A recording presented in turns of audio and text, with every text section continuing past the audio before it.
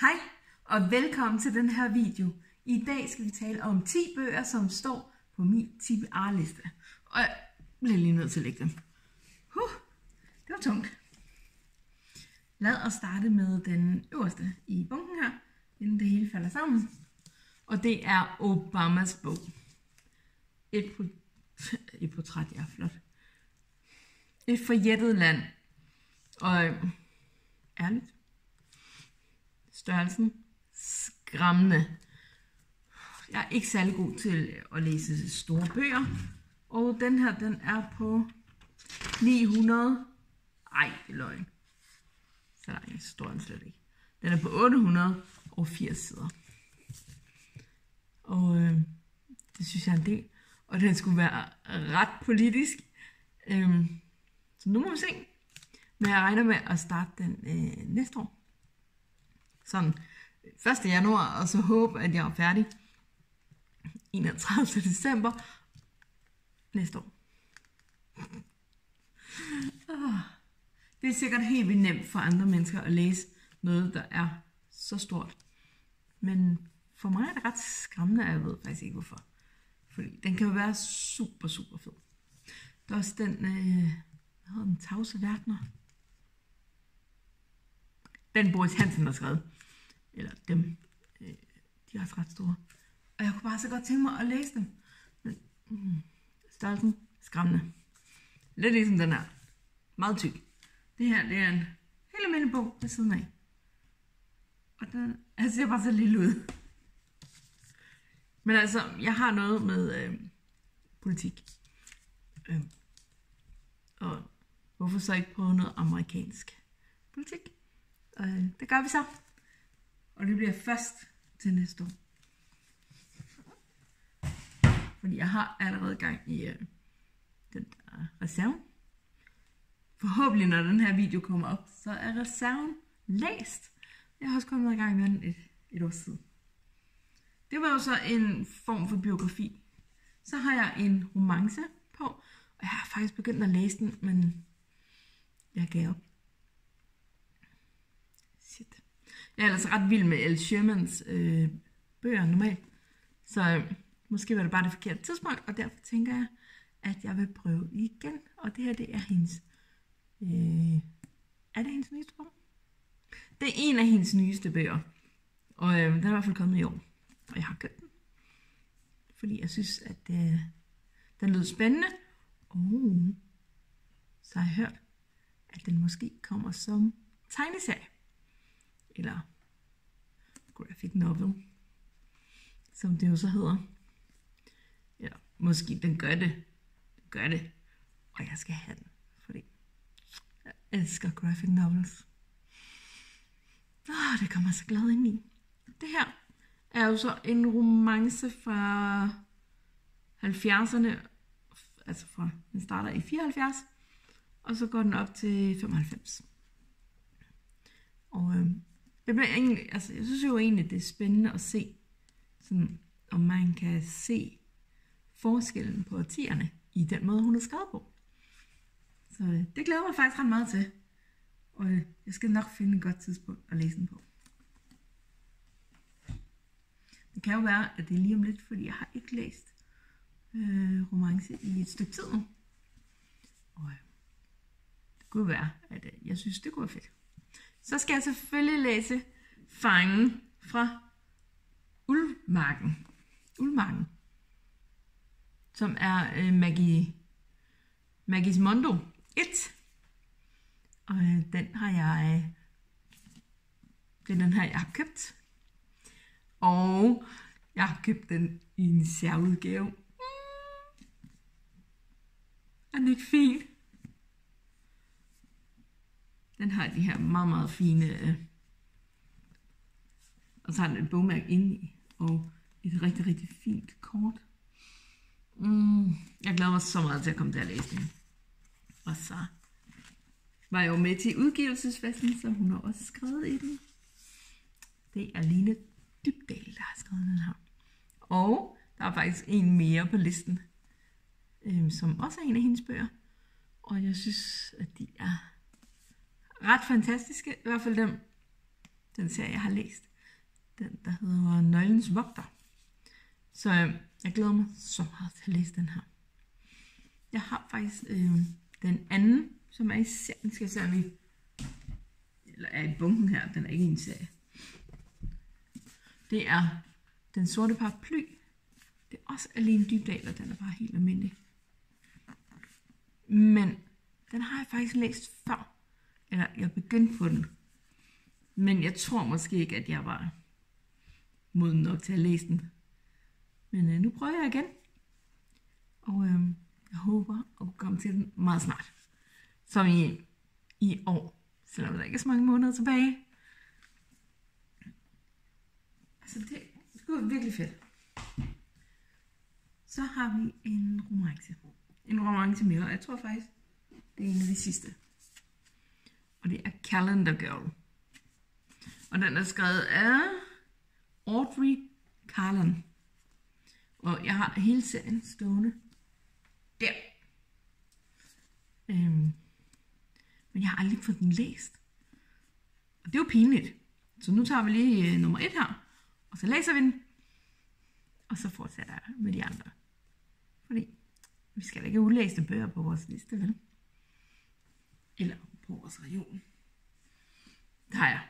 Og jeg har rigtig mange af dem. Og der kommer nye til mindst 2 gange om året. Fordi jeg elsker det. Jeg elsker at støtte forfattere. Fordi jeg også håber selv at blive forfatter engang. Og det er godt at læse en masse forskelligt, tænker jeg. Jeg har faktisk ingen idé om, hvad den der handler om. Men jeg kan huske, at jeg forsøgte at læse den for mange år siden. Hvornår er den her udkommet? I 2015. Så er det nok deromkring, at jeg forsøgte. Men ja, den fangede mig ikke på det tidspunkt. Men jeg er blevet mere glad for romance nu. Så jeg prøver igen. Så har vi Kissed by an Angel. Ja, det var det, der stod. Det er faktisk en serie på 3, som jeg har engang fået af min veninde. Og jeg har aldrig rigtig kommet til at læse den. Og det er en engleromantisk serie om kærlighed, mord, svigt og venskab. Au. Og derfor forstår jeg ikke, at jeg kan læse den, fordi den har alle de elementer, som jeg rigtig godt kan lide. Altså, der er noget svigt og noget venskab og noget kærlighed og mord. Altså, hvordan kan jeg så ikke læse den? Så nu skal den her læses, og jeg håber faktisk at kunne komme til at læse den sådan, som en af de næste. Det kunne være rigtig fedt. Det var faktisk svært at overhovedet at se. Der var den. Så har vi en biografi. Ja, fordi jeg er ret vild med den slags. Og Peter Ingemann, igen. Han har jo været op i en anden af mine videoer.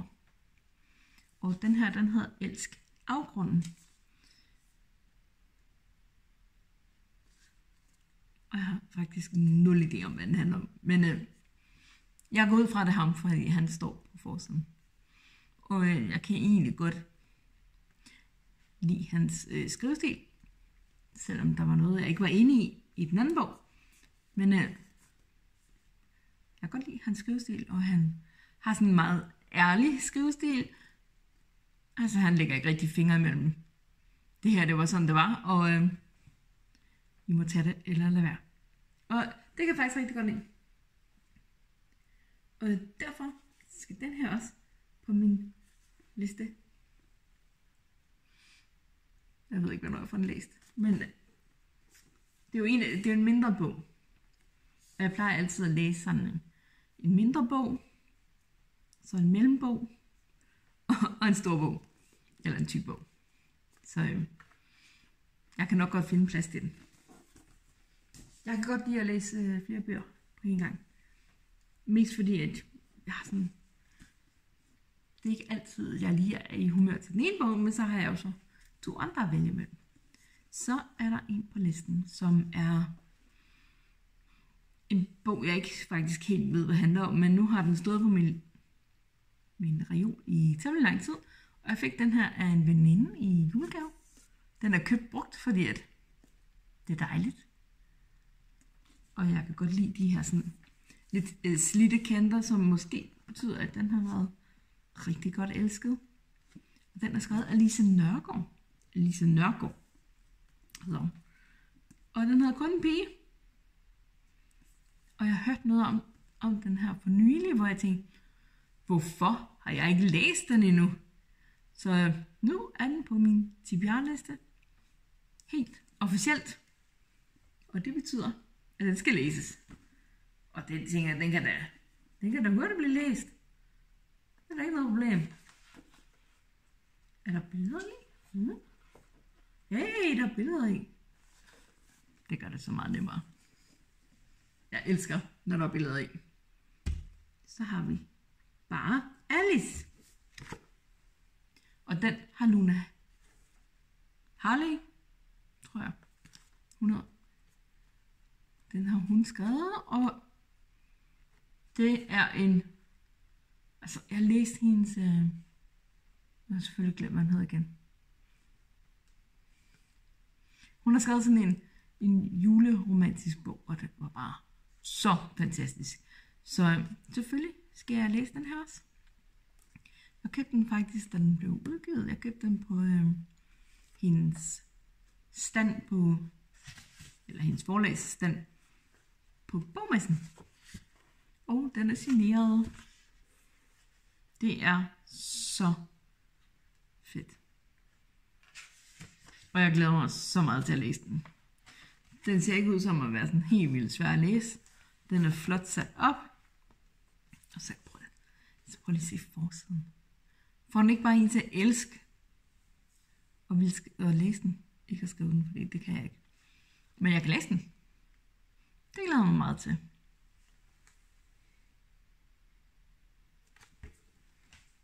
Og den sidste på min liste. Altså, der er sikkert mange flere, ikke?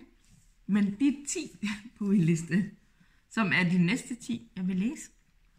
Der har vi Sortørnens Øje, som er skrevet af Simon Sanders. Og jeg viste den faktisk i en af mine andre videoer, da jeg talte om hans anden bog, som jeg har læst. Og jeg glæder mig så meget til at læse den her. Og det er en etter. Det vil sige, at der må jo komme en til. Og det er en ordentlig klipper. Den har sådan meget skarp hjørner, fandt jeg lige ud af, da jeg satte hånden hernede. Men altså, den glæder mig rigtig meget til at læse. Og jeg tror faktisk, at det er ham selv, der har illustreret den. Ja, det er det faktisk. Både ham og en, der hedder Rasmus Jensen, der har lavet det her smukke illustrationer.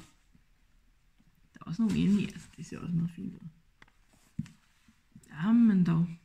Ej, jeg glæder mig så meget til at læse den. Og det er en fantasybog. Det er i hvert fald det, jeg har købt den efter. Så det går jeg da stærkt ud fra. Og det var så alle de bøger, der var på min TBR-liste for den næste tid. Fordi at TBR-listen består også af alle dem her, som jeg ikke har læst endnu. Jeg har læst nogle af dem, men der er helt sikkert ulæst på min liste, som jeg skal have læst. Og hvis jeg ikke får dem læst, så sker der bare det, at jeg køber nogle flere. Vi ses en anden gang. Hej!